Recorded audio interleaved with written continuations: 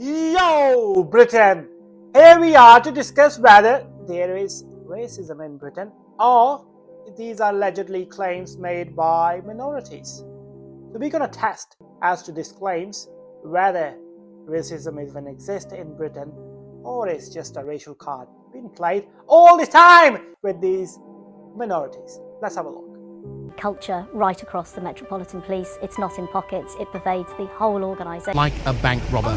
The parliamentarian... You think you're something special? Pakistan was guilty of mistakes and institutional racism. Powell, a Conservative Member of Parliament. Nearly 500,000 people left their homes in the British Commonwealth. Pakistanis viewed as passive objects. Go back to your country. Why you're in our country. It is indeed easy to tag. Nowadays, these minorities with different names and asking them to go back to their country, but the reality is different as to how they became the part of the Great Britain. The manpower shortage was perhaps the most pressing of Britain's internal economic problems.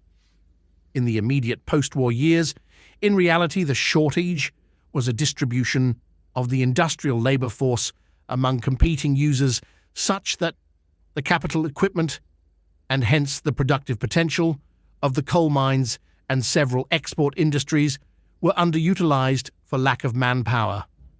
The Labour government's post-war economic aim was expressly to overcome the unfavourable balance of payments on current international account by restricting imports and, particularly, by increasing exports.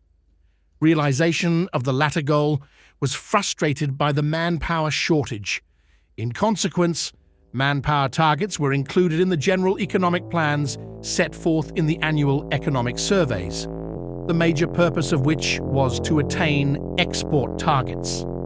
Between 1947 and 1970, nearly 500,000 people left their homes in the British Commonwealth, including the West Indies, India, Pakistan, Bangladesh, and other Commonwealth countries to live in Britain.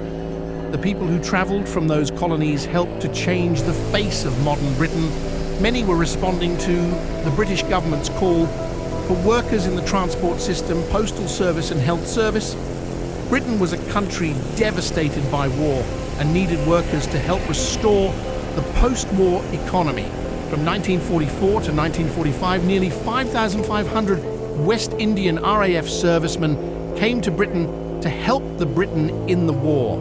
Racism in Britain opposing immigration started in the late 1960s to 1970s and peaked in the 1970s and 1980s after Enoch Powell, a Conservative Member of Parliament, Rivers of Blood speech delivered on 27 April 1968 in Birmingham, demanding for non-white immigration to be halted completely. Subsequently, violent gangs opposed to immigration took part in attacks known as Paki bashing, which targeted and assaulted South Asians and businesses owned by them. And they also attacked other ethnic minorities who physically resemble South Asians or non-white. Asians and other Commonwealth minorities were frequently stereotyped as weak and passive in the 1960s and 1970s, with Pakistanis viewed as passive objects and unwilling to fight back, making them seen as easy targets. Gallup poll showed that 75% of the population were sympathetic to Enoch Powell's views expressed in his Rivers of Blood speech. Campaign Against Racism Committee reported in 1985 that there had been more than 20,000 racist attacks on British people of colour. The era saw an increase in attacks on black and Asian people by white people, and amongst them was poor Altab Ali. On 4 May 1978, Ali, 24, walked home from work along Adler Street, alongside St Mary's Gardens, when he was attacked and stabbed by 3 white teenagers whose minds had been poisoned by racists.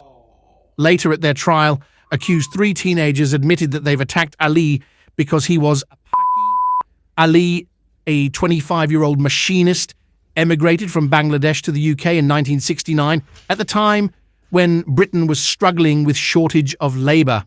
In 1993, another racist attack amongst thousands, was Stephen Lawrence that unveiled the reality of biased policing and criminal justice system. The initial investigation was poorly handled, and it took nearly 20 years for 2 of the 18-year-old's killers to be brought to justice, with 3 named suspects never prosecuted. The Macpherson report findings suggested that the police was guilty of mistakes and institutional racism, and made a series of recommendations on changes to policing and wider public policy. Following which David Cameron and Theresa May commissioned David Lammy to carry out an independent review on discrimination within the policing and criminal justice system. The findings of the review was absolutely devastating. Current Britain is still struggling to fight with the diagnosed racism. Discriminatory culture right across the Metropolitan Police. It's not in pockets, it pervades the whole organisation. And I think that institutional racism, institutional sexism, institutional misogyny and homophobia are definitely present across the organisation. The roots of Enoch Powell, speech of hate in 1960s, can still be traced in the modern Britain in the form of Boris Johnson's comments on minorities, stating he felt fully entitled to expect women to remove face coverings when talking to him at his MP's surgery. He also said schools and universities should be able to take the same approach if a student turns up looking like a bank robber. The parliamentarian, Mr. Tanmanjeet Singh, asked Boris to apologise. For those of us who from a young age have had to endure and face up to being called names such as Cowardhead or Taliban or coming from Bongo land, we can appreciate full well the hurt and pain felt by already vulnerable Muslim women when they are described as looking like bank robbers and letterboxes. So rather than hide behind sham and whitewash investigations, when will the Prime Minister finally apologise? Whether it was a firefighter, Jaden Francois Esprit, a trainee who died aged 21, who had described bullying and racism at his Wembley station before his suicide. 1,000 people in the London Fire Brigade. So yeah, just absolutely horrified. Inexcusable behaviours, very disappointing as a career firefighter. Or a taxi driver like Mr. Abid Mustafa, father of 4 from Birmingham, make a living for himself and his family. Mr. Mustafa was called by his passenger. I don't think it right. You think you're something special? Pakistan. Abid Mustafa said the abuse had made him feel hurt. The frequent verbal abuse and 2 physical assaults by disgruntled passengers have made his mind up, with some incidents reducing him to tears. The question you have to ask yourself is whether there is racism in Britain, whether direct discrimination or indirect discrimination, or you think it's just a racial card always thrown by these Abid Mustafas and no such thing even exists. And also, how many majorities came forward to stand with these minorities, reassuring them equality? Thank you so much, Jason, for such an informative video. It was really helpful. Trust me, it does make difference. If no one makes difference, still it makes difference. Anyways, here we are today. We had last week, I think, a statement by the Chief Commissioner of Police, Gavin Stephen, and he said the policing of the Britain is institutionally racist. And as to my suggestion for everyone, it's been like since 1960s, all these minorities are struggling, big time struggling, trust me, every day. And I'm not sure, people will definitely comment in the comment section below whether they've been victimized once in their life in Britain or anywhere in the world for racial abuse or discrimination, whether it can be direct, whether it can be indirect. But I'm sure everyone, most of majorities, not everyone, but minorities are being tagged or victimized once in their life. So what has been changed as to the recent, if we look at the statistics, if we look back into 1960s to 1970s, they do admit but then nothing was being done since the Stephen Lawrence murder, and that was in 1993. And then since then, it took him 20 years to get the justice. Believe me, trust me, that was the case.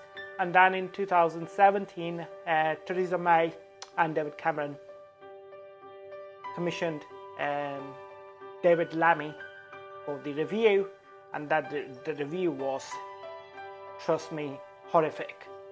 And then in 2020, there was Baroness Cassie review that was for London police, and that also established that there is a lot of racism in policing and the other ethnic minorities. Disparity report also stated the same. Long story short, at the end of the day, I'm not here to accuse any majorities or minorities of whatsoever. This is just an informative video. I hope you enjoyed it, and if you enjoyed it, please give a thumbs up, subscribe my channel, and please show your sympathies and hearts towards the minorities and for anyone who's been victimized. Thank you so much.